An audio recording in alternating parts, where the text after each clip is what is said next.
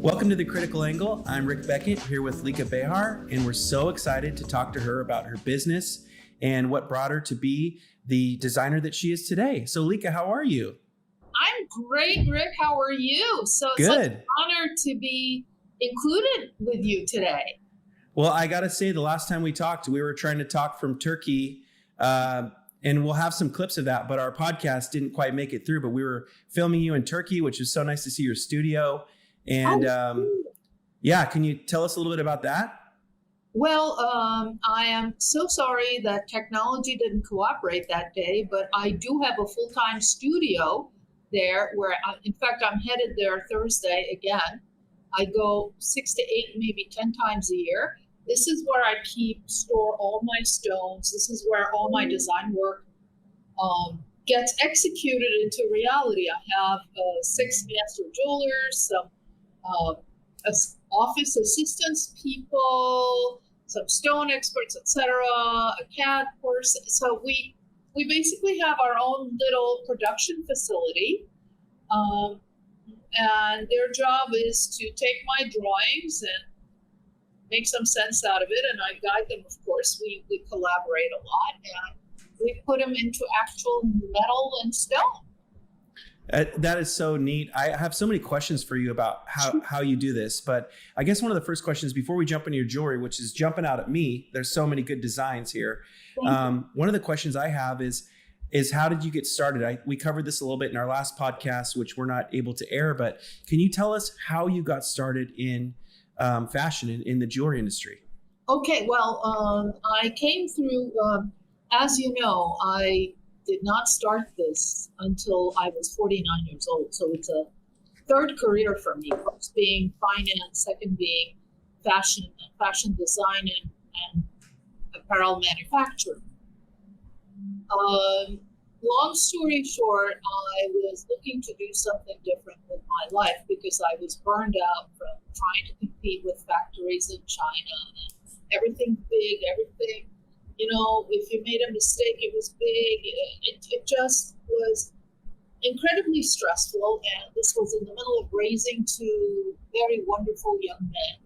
You know, I have my children, thank God for my husband, but we'll get to that later. It was a suggestion of a friend who said, you always loved jewelry.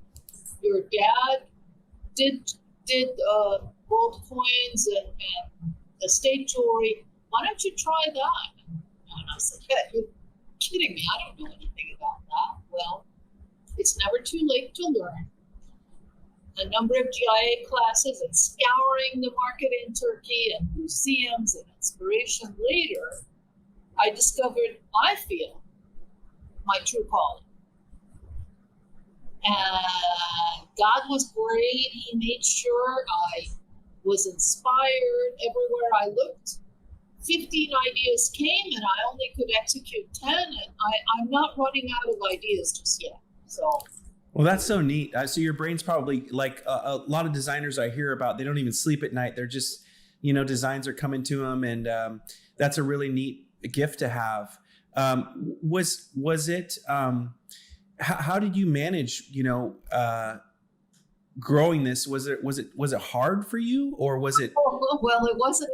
I mean, nothing is easy, really. If you love something and you put your mind to it and you work really, really, really hard. I mean, I went door to door trying to show my jewelry. Took a lot of humiliation in the beginning, but that's par for the course. And it wasn't my very first trial in business life, so I didn't mind it at all. And actually, somebody suggested I show at the New York show, and I did, and the rest is history, really. The show opened at 10 a.m. By 10:15, I had written my first order, which is a miracle. And that's 2008, when the business was terrible. Wow. But this woman came up and said, I like this earring, but can you customize it for me? Well, what was I going to say? I said, sure, I'm happy to do that. And then, and then she goes, I want that and that and that. And I said, okay. And then we had a few. The rest is history.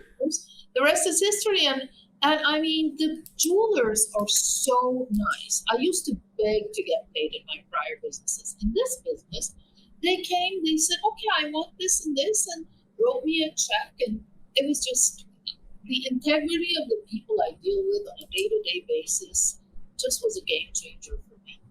That's fantastic. Yeah. Well, show us a little bit. I have more questions for you, but do you want to talk a little bit about all this beautiful jewelry that you have in front of you? I mean, what do you have cooking over here? Well, I mean, this is my latest, my last inspiration was all these Matchka Park leaves. I don't know if you can see. We can also put a link to Lika, which we can show some of your pieces potentially, so people can get close-ups too. But, Oh yeah.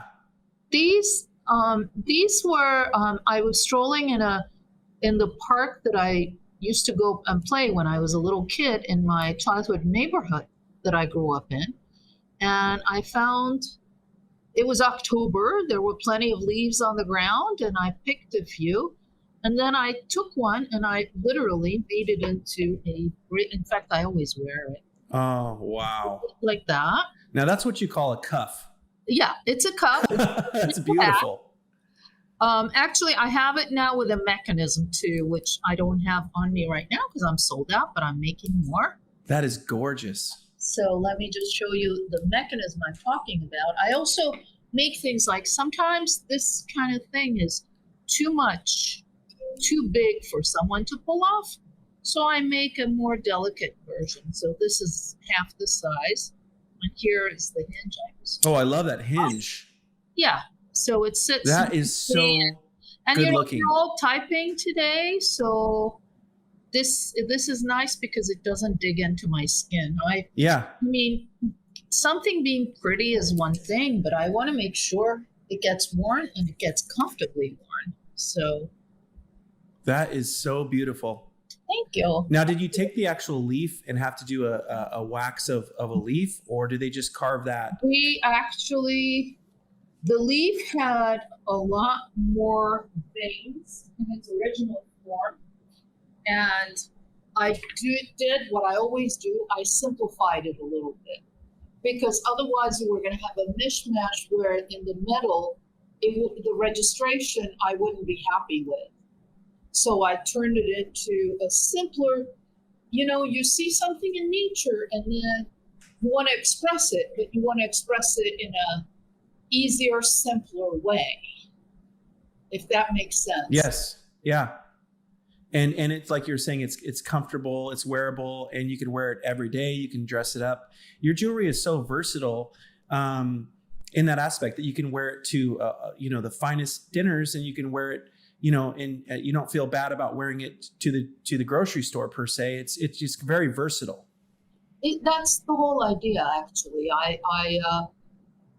I'm very cognizant of the way we live today, and we are a lot more casual, even in terms of business attire. Yeah. As well as how we, on a Saturday night, you go out with friends. You don't dress up nearly as fancy as you used to. I'm not going to say you still pay attention to how you look, but I am very cognizant of that. And this mixed metals where we blacken some of the silver actually translates very nice into what some critics call denim friendly, or got it.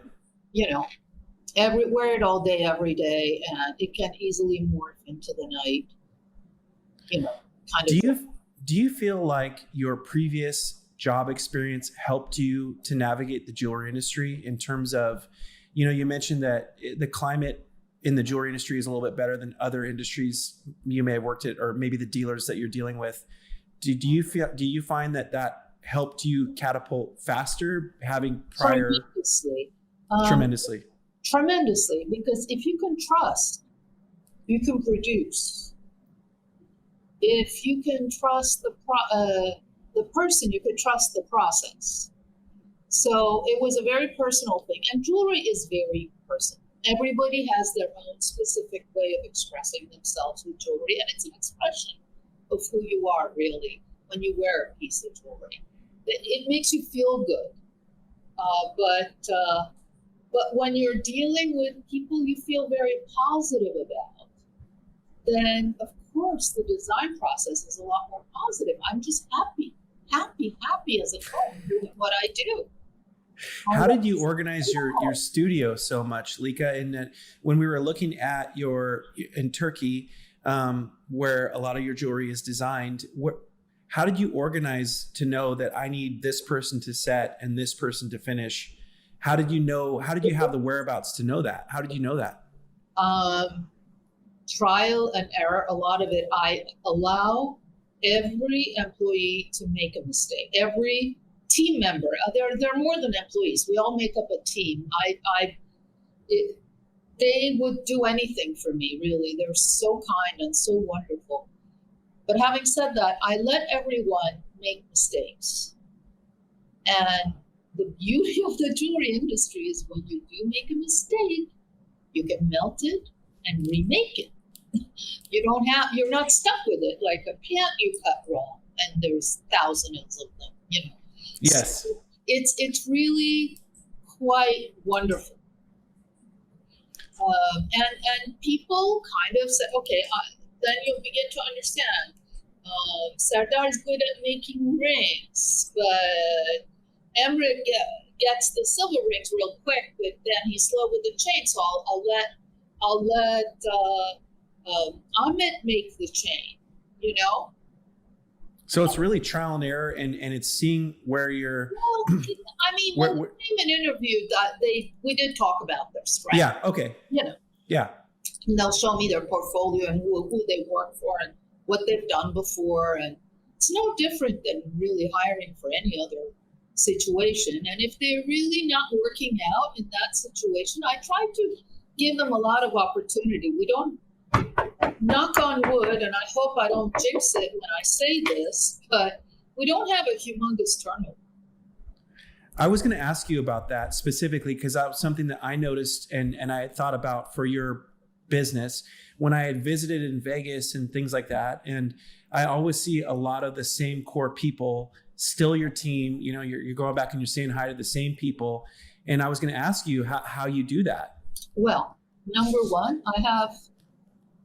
I am very sensitive to everyone's unique needs because they're human.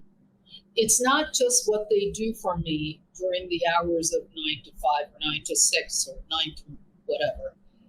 It is also, I love them as individuals. I'm cognizant of the fact that some of them have families and they'll maybe leave early, but then finish up the work after they put their kids to bed. I don't care. If the work gets done, I'm happy. Yeah. And that kind of flexibility, I recommend it to every employer in America. I mean, in retail, it's hard for you guys because the doors have to open at a certain time. But you can work within flexibility. Today, I think that's what everybody is. Everyone wants it. It's the most desirable feature of the job situation. I actually think as a retailer... I have the opposite. I have people that are on the clock and they cannot deal with this inflexibility. And initially they would be bothered by it, but I said, look, that's your work. I love that you're here during the hours I need cover. I love it. That's such a valuable thing you bring to the table. But you go home and Turkey might be still working like after a certain hour, like after midnight. And I might need something. And I'm not going to call you, but I know there's somebody else that left early that I can call because they're more on a flex situation. So that makes sense. Yeah, well, that's neat. I've always looked up. And we have our own little diversity there of habits on call, and it's fine. It's fine. I got to say, I got into this business. You get into this and you're thinking, well, I'm going to be selling jewelry or making jewelry and working with clients and things like that. But for the most part, I do spend a lot of my time working with staff. I would say, majority of my time, I would say is working with staff. And actually it's been really, it's something that gives back to you as a leader because hopefully you get to see people expanding in their own gifts and becoming better versions of themselves. That's it. I think every Every leadership we've taken at American Gem Society will teach you that you have to let the people bring their strengths to the table and motivate them to do so. That's what leadership is. And lo and behold, they might be better than me at something, you know? That's great. I mean, don't stand in their way, just let them flourish. Oh, no. I mean, I 100% agree with that. There are so many people, like Paul is a better tech, Mary Beth keeps track of things a lot more, Dottie is a better stone buyer, Edda is a much better accountant than I am. Sardar makes a ring or makes a solder 100 times better than I can. Omar can plan production a lot faster, a lot better, more efficiently than I can. So I just bring my ideas to the table and get them motivated about making it work. And sometimes they don't believe in certain things, and I insist. Sometimes you have to do that. Especially if you have a creative brain, you're going to see things differently a little bit. I think then we're all different. And if you have a creative brain that it has a lot of ideas, a lot of times you're going to have an idea that nobody's thought of or might be a little different, but that's what makes you special. Counterintuitive. I'm willing to, I guess you have to be a risk taker as an artist. You have to try things that are counterintuitive. Yeah. You know, it sold last time like this. Well, they already have it. So what can you bring new to the table? Yeah. If you had some advice to give somebody that was just starting out as a designer or maybe wanted to get into that field, what would you tell them? Never, ever, ever, ever, ever give up. I love it. Keep work. I mean, it is as corny as it sounds. Just keep trying and get caught failing. Don't be afraid of failure. Failure is your biggest friend. It's your biggest teacher. A rejection from a store is your friend. What a great way to look at it. Says, there's nothing I like here. Well, it's a learning experience. What did you learn from that? Yeah. I would say, like, I think most people have a fear of failure. And then that can almost cripple you from just making any moves, really. It does tremendously. Yeah. How do you handle stress? What is do you have, I know you do some vacation time. I've seen some beautiful photos of you on bright blue seas, looking like you're having the time of your life. Is that one of the ways that you kind of de-stress, is kind of get away and do some fun stuff? Well, both my husband and I, we love the water. We love being at sea. In fact, we always post, every year we post a picture that says, I'm happiest at sea. So we do sail on small boats, not very fancy, but with good friends, good times, good food, that kind of thing. And are you a cook, Lika? I'm sorry for interrupting. Well, okay. I've cooked up. No, it's similar. It's similar. Yeah. I'm also a little bit of a crazy cook. I'm terrible at following recipes. I'll follow a recipe for the first time, and then I have to tweak it. I have to change it. I have to adapt it, because I think it has to do with the fact that I'm easily bored. Got it. I'm similar a little bit. I'm a little similar. I got to do something a little different or mix it up a little bit, just because I want to try something different most of the time. Exactly. So you when I see these photos of you, and this is kind of off topic, but sometimes you'll cook, it seems like, for groups, large groups. I mean, you're cooking for, sometimes it seems like 15 or 20 people. Oh, that's probably every other free weekend that I have. We'll have people over. My record was for my son's engagement. They didn't want to make a catered engagement affair. They just said, we'll have a few friends over. And by the time the guest list came up to 100, I ended up cooking for 100. I'm not doing Wow. I had help. I mean, I hired serving and cleanup help, but I did all the cooking myself. Wow. It's crazy. Yeah. Well, I mean, it looks like a 4-course meal, a 5-course meal, and it always looks beautiful. And I really respect you. You have a creative mind. I always have extras because if somebody says, "Hey, I can't make it because my friend from out of town came," I am the type of I'll say, bring them over, and they have friends, bring them over too. I love it. That's neat. One thing I could say about you, Lika, is one thing you taught me was the value of,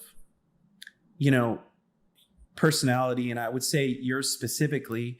I've seen how when you interact with your customers, there's such an authentic relationship there. And you'll come to Eugene where we are, and I have a flock of ladies who just want to be around you, want to know what's new, want the latest and greatest. And I mean, they're lining up, and that shows so much about who you are as a person and how much your clients really mean to you. And I think there's something to be said for being authentic in this craft and making sure that you really do love people and you really do care about what they want. You're just not about the profit and the bottom line, but you actually care about the people.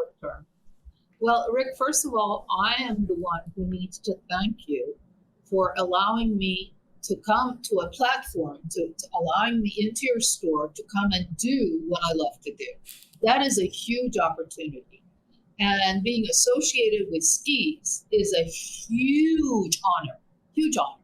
You're a Rolex dealer, you have amazing diamonds, you're it. Thank you for saying that. We have a lot of things we're working on, trust me. Reputation.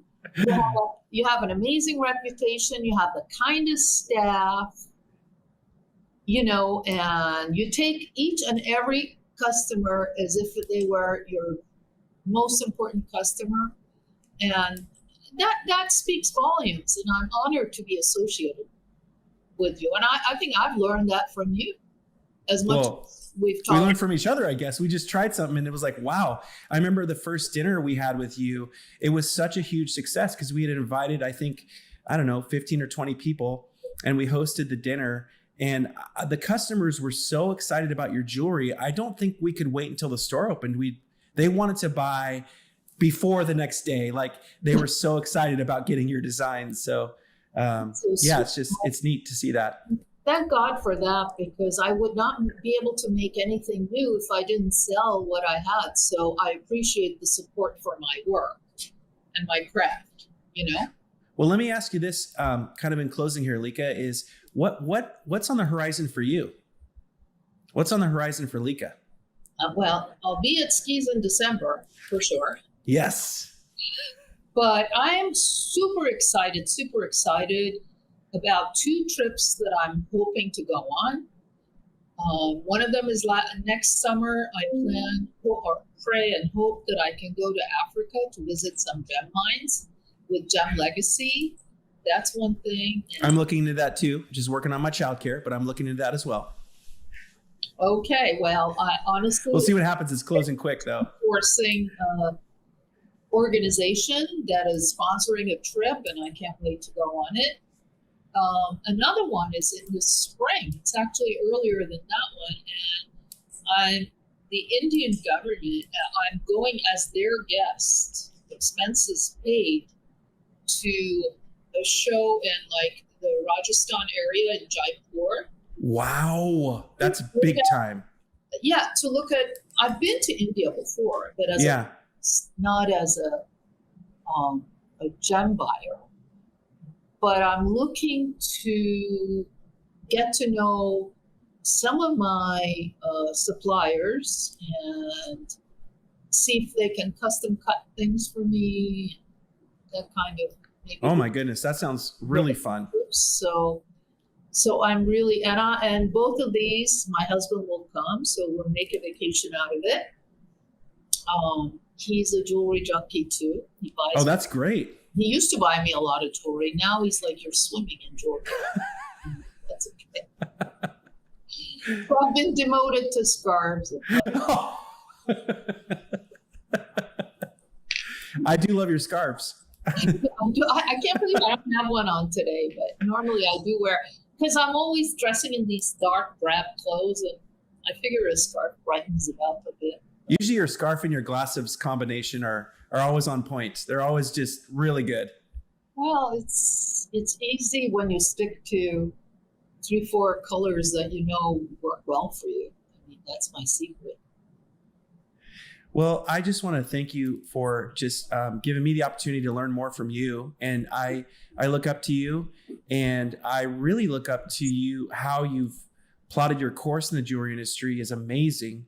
And what you've been able to accomplish starting, at 49, I mean, that's huge. And there's so many more, life is so much longer now, I feel like, with technology and with, 49 is the new, 29 or whatever, because, with health and technology and things that we're able to do, people are living longer and able to do more. And I think that, we have so many years ahead of us just to keep creating and seeing what happens. And my secret to that is, if I'm able to do the crazy schedules that I'm able to do, the number one thing is I always take some time in between, even if it's half a day or a day of hibernating in my hotel room and just working on my computer, or, just getting, going out for a walk in a new town or whatever, or just take a day off in between 2 trunk shows. It's key. The body has to rest so it can think clearly, so it can be happy and outgoing and pleasant for the next day. You can't let yourself burn out. Yeah. The secret. That's easy to do as well. I have to do it. Yeah, no. I tell you what, I'll say this in closing as well, but I have been starting to take cold showers, and that's been like a new thing for me. And I know it sounds crazy, but it spikes some hormones that are really good for you, and it spikes dopamine, in a healthy way, and it helps you with some other things. And but finding out what works for you to reset yourself and to take care of yourself is something I'm learning like within the last few months. And I will say it's been very, very, hearing that from you is just another person telling me, hey, make sure you take care of yourself, I'm drinking celery juice now. That's like bad. Celery juice. I love it. You got to do what you got to do. It makes me feel really great. Well, you know what, Lika, thank you so much for giving us some of your time. Look at the jewelry that you have around you is exceptional, from turquoise to mother of pearl, high carat gold, and I love the oxidized silver. And then you look behind Lika, what does she have? Oh, I don't know, 1 million awards. More like 40 some odd, like 46, I think. Just awards. Keep counting. That's amazing. You're doing a great job. Thank you. And it's thanks to people like you who vote for me. Otherwise, I'd be nowhere. Well, yeah. Well, you definitely deserve it. And I want to say just thank you so much. And I can't wait to see you soon in Eugene. Thank you. And a big hug to Eugene. Big hug to all the customers that love you, and big hug to you, Lika. All right. Take care. Take care. Bye-bye. Bye-bye.